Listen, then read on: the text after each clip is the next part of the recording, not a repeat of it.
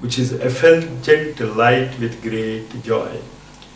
So the divine sadhana, the divinity, if you want to understand clearly, is nothing but living a joyful life with full control of your emotions and thoughts. If you can reach that state where you are able to do everything with enthusiasm, full of activity, doing it with dedication and responsibility, you are one with Ramakrishna Paramahamsa. In short, Ramakrishna Paramahamsa explained God as a pond having various ghats. A Hindu comes down the steps, takes the water and says it as Nilu or Pani. A Muslim comes down the stairs, takes the same waters and calls it Allah. Just as what we in Telugu call it is Nilu, in Hindi is called as Pani. The names differ, but the substance does not. A Christian comes down from another ghat, takes the same water and calls it in English water. So the same Pani, the same Nilu, the same water, called by different names, have the same characteristics. Those who reach Godhood by different names and different ghats, that means the different paths, reach the same Godhood. With these realizations in his store or in his experiences, Ramakrishna Paramahamsa was dying to teach these truths to the humanity. But who is going to listen him? Then one day a young man, 18-year-old young man, comes to him, known as Narendra. He sings a few songs, and Ramakrishna Paramahamsa was highly pleased and takes him to a side-by room and feeds him with sweets and asks him to come again. When Narendra goes back, he was afraid. He says, "What type of sadhu is this who feeds me with sweets?" But later, probably after 20 or 21 days, Narendra returns again.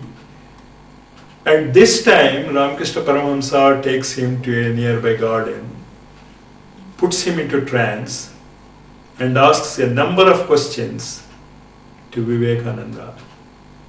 And there he realizes that this young man is the real ambassador for his knowledge. And then he brings him back again, tells him about his experiences, and asks him to read about Advaita. Because at that time, Vivekananda was a member of Brahmo Samaj, which believes in the form, God with form. But Ramakrishna Paramahamsa knew that Vivekananda can become a very great ambassador for the Hindu religion, the Sanatana Dharma, and advises him to read Advaita. Vivekananda used to read it. And one day he was making fun of Advaita with one of his friends. Ramakrishna Paramahamsa was in the side-by room hearing the discussions between Vivekananda and the other friend. Vivekananda used to say, "You see, I am also Brahmin, you are also Brahmin, the pot is a Brahmin, the mosquito is a Brahmin, the cow is not Brahmin, Brahman."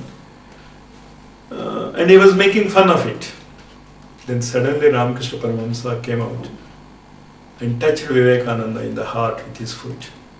Suddenly Vivekananda says, later narrating this experience in London, that suddenly he found that everything was drifting away, the walls are going away, the people are going away, everyone is going away. And in their forms he could see the Brahman, the God Almighty. Then he went to his room. He saw that the walls are also Brahman, his books are also Brahman, and he wanted to take his meals and he saw that the plate is also Brahman, the food is also Brahman, and somehow he just couldn't eat anything.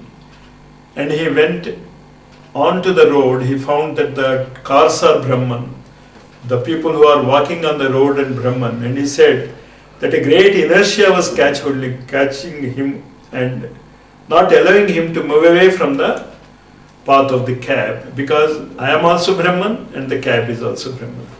For 2 days he felt this, and when he came again to Ramakrishna Paramahamsa, he understood that what is Brahman in reality.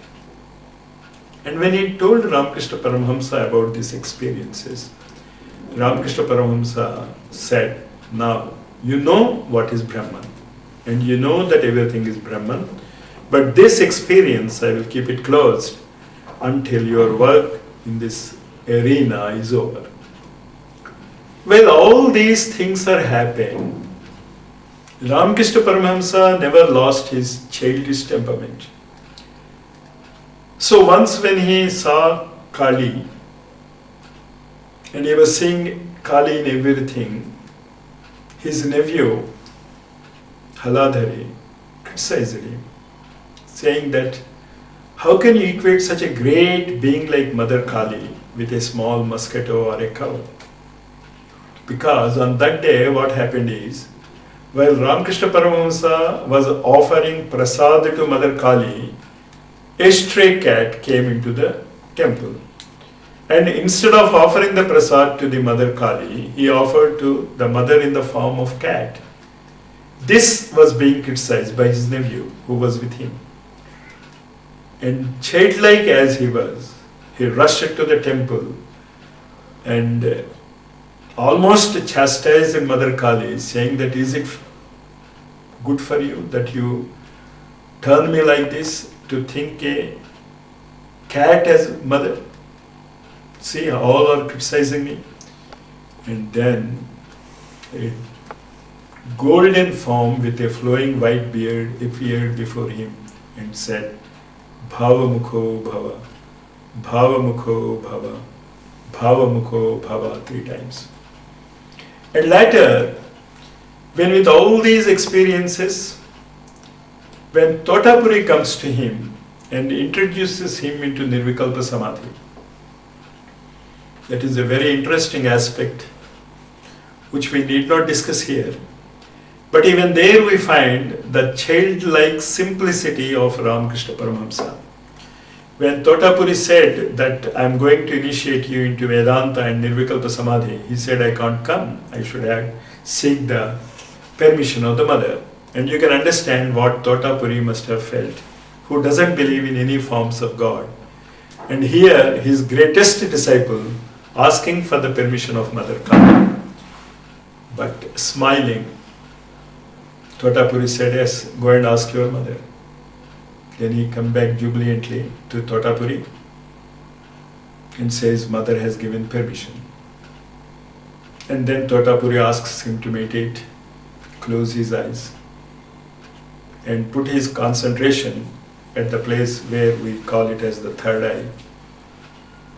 After few minutes of intense struggle, Ramakrishna Paramahamsa says, I can't, the mother is disturbing me. And what Totapuri said? Remove the vision of mother with the sword, hit her hard, break her into 2 pieces, and see what great devotion Ramakrishna Paramahamsa has to the mother words.